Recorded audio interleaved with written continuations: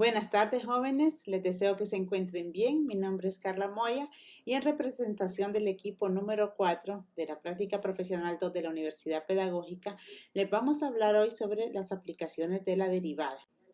Concretamente, les vamos a hablar sobre la relación que hay entre el número de soluciones reales de la función f de x igual 0 y el número de interceptos en x de la gráfica y igual f de x.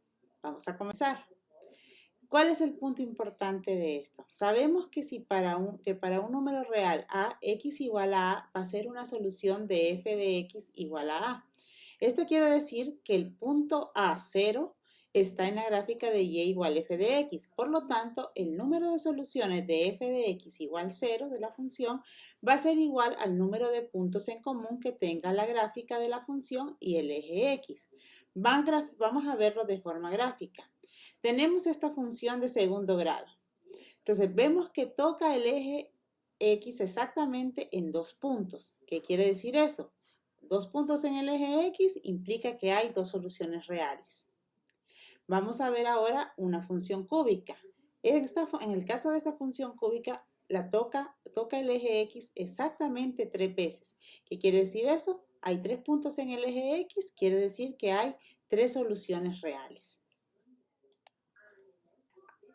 Ahora vamos a resolver un ejemplo. Vamos a encontrar el número de las distintas soluciones reales de la ecuación x cubo menos 3x más 1. Quiere decir que nuestra f de x va a ser x cubo menos 3x más 1. Como primer paso, vamos a encontrar la derivada de la función. Tenemos que f' de x es igual a 3x cuadrado menos 3. Luego vamos a elaborar la tabla de variación de f' de x para encontrar los puntos críticos que nos sirvan para elaborar nuestra tabla de variación. Tenemos que f' de x es igual a 3x cuadrado menos 3, factorizándolo es igual a 3 por x cuadrado menos 1 y aplicando una diferencia de cuadrados tenemos que f' de x es equivalente a 3 por x menos 1 por x más 1. ¿Qué nos dice esto? Que en x igual menos 1 y en x igual a 1, la función tiene extremos, ya sean máximos o mínimos de la función o simplemente extremos relativos. Veamos nuestra tabla de función y la vamos a utilizar para esbozar la gráfica. Tenemos, como les dije, en menos 1 y 1 puntos críticos, es decir, donde la derivada va a ser igual a 0. Entonces vamos a evaluar el comportamiento de la función de f' de x antes de llegar a menos 1. Tenemos que antes de llegar a menos 1, la derivada es positiva. Eso quiere decir, según el criterio de la primera derivada, que la función es creciente hasta llegar a menos 1. Entre menos 1 y 1, sabemos que la derivada toma valores negativos. Quiere decir que nuestra función f de x va a ser decreciente. Y de 1 en adelante, la derivada toma valores positivos y nuestra función va a ser creciente. Esta información nos sirve para esbozar la gráfica en el eje cartesiano. Ojo, esbozarla porque no sabemos realmente cuáles son los valores, las soluciones reales de la ecuación. Solo vamos a saber cuántas soluciones reales va a tener. Entonces, bueno, primero vamos a trazar los puntos críticos. Sabemos que si x es igual a menos 1, entonces f de x va a ser igual a 3. Y si x es igual a 1, nuestra función va a tener el valor f de x igual a menos 1. Como vimos en esta tabla de variación, antes de llegar a menos 1, a x igual a menos 1, la función va a crecer. Luego va a tener un comportamiento decreciente hasta llegar a x igual a 1.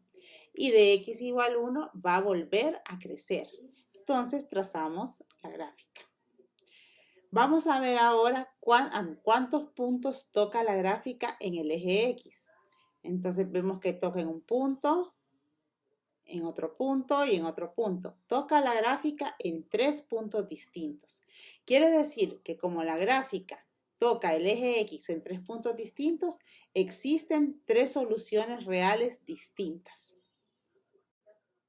Vemos ahora la gráfica elaborada y aquí ya podemos ver que una de las soluciones está cerca de menos 2, la otra está entre 0 y 1 y la otra solución está entre 1 y 2. O sea que lo que acabamos de ver es cierto. Ahora es tu turno, vamos a practicar.